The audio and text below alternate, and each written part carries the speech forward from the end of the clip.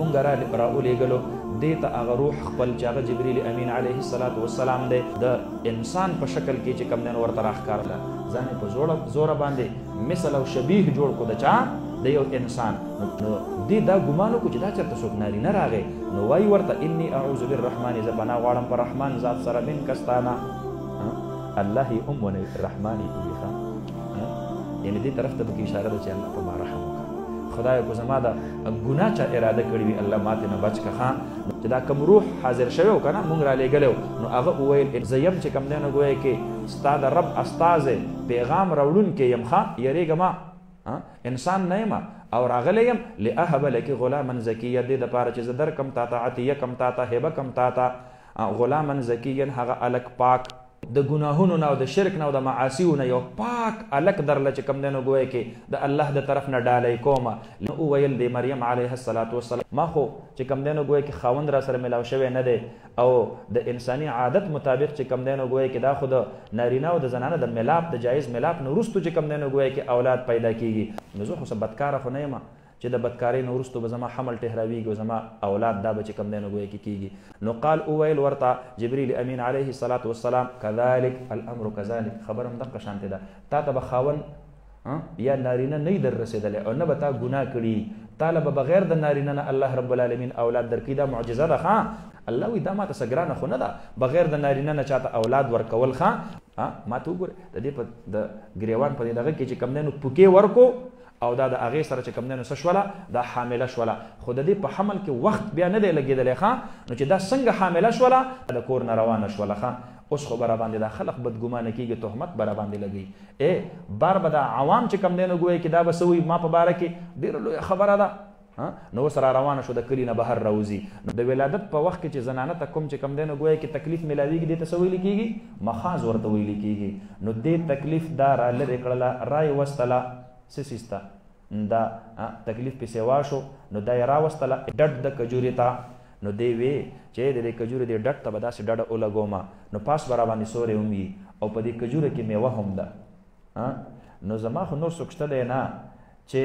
د ماشوم کېدلو نه وروستو چې کوم دی نو زما خدمت وکړي ماله خوراک راکړي ماله څښاک راکړي ماله آرام راکړي نو د خپل کور نه هم را بهر شوی یم تنې تنها دقه شانتې چې کوم دی نو ګویا کې د یو کجورې په ډډ کې دا چې کوم دی نو کېناستله ښه کې د دې نه مخکې زه مړه شوی وې او د خلکو نه یېره شوی وې دا به څومره ښه وه اډو چا پېژندلی نه او اډو د چا سره مې هېڅ قسم څه چې کوم دی نو ګویا کې تعارف نه وې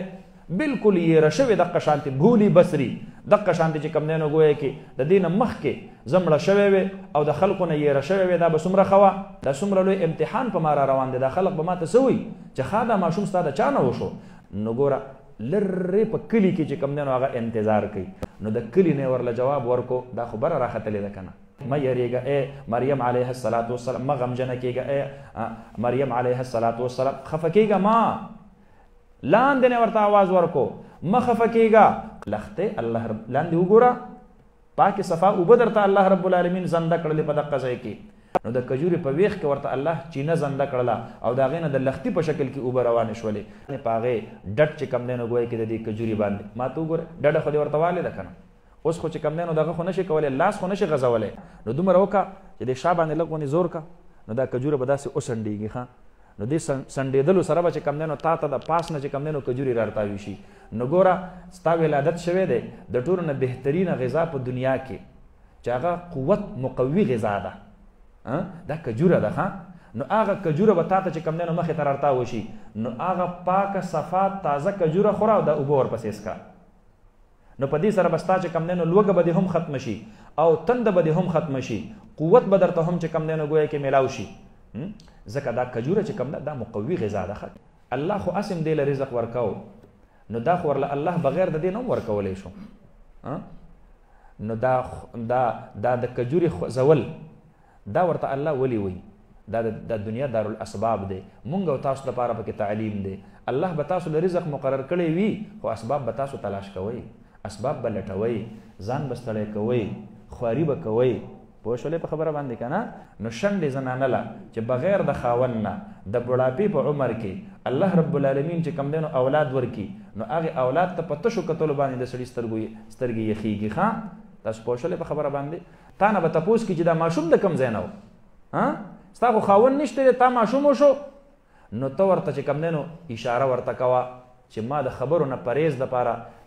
نظر کړی دی، منښته مې کړې ده، او تاسو کو خامخا تپوس کوئ نو زما په دې غېږ کې د دې ماشوم نه وکئ. خپل کور ته راغله، کلي ته راواپس شوله، څلوېښت ورځې چې کوم دی نو ګویا کې دا یې د نفاس تېرې کړلې، د دغې کجورې په دې ویښ کې ښه تاسو پوه شولې په خبره باندې، او دا کور ته راواپس شوله راغله نو چې په غېږ کې ماشوم راغستی دی. دا خو ډېر بد کار دی کړی دی، دا داسې چل کړی دا ماشوم ستا د کوم ځای نه راغی، تا ګناه کړې ده. نو بیا به ورته ډایرکټ څه وایي، وایي ته خو یو ډېر نیک سړي چې کوم دی نو خور یې، او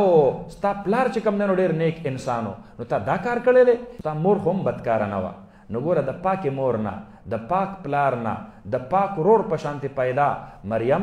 دا تا ولې داسې کار وکړو؟ نو دې اشاره وکړله دغې ماشوم ته، هلک ته اشاره وکړله، ښه دی ورته ویې دی به در سره خبرې وکړي، زه نه کوم خبرې. نو وویل دې ماشوم د مور خوا یې راودله او دا خوله چې کوم دی نو د خوا نه را جدا کړله، او دې دغه ته چې کوم دی نو ګویا کې الله رب العالمین ګویا کو، نو څه ورته وایي، وایي زه د الله بنده یم، آتانی الکتاب، را کړی دی ما ته الله رب العالمین کتاب، نو را کړی دی ما ته معنا دا چې را کوي به راته، خو دا فیصله داسې یقیني ده اټل ده لکه چې را کړی یې راته، داسې وګڼئ لکه چې را کړی یې راته. وجعلني نبیا ویجعلني نبیا، او ګرځوي به ما لره پیغمبر، خو داسې تویښوده دی لکه چې زه پیغمبر ګرځولی یم. وجعلني مبارکا ویجعلني مبارکا، او ګرځوي به الله رب العالمین ما لره برکت والا اینما کنت، هر ځای چې زه یم. واوصاني بالصلاة، او حکم کړی دی الله رب العالمین ما ته په مانځه باندې، والزکات، او په زکات باندې ما دمت حیا، تر څو پورې چې یم زه ژوندی. وبرم بوالدتي، او په نیکۍ سره د مور خپلې سره، پلار مې نشته دی که نه، نو برم بوالدیه په ځای باندې صرف څه ووي،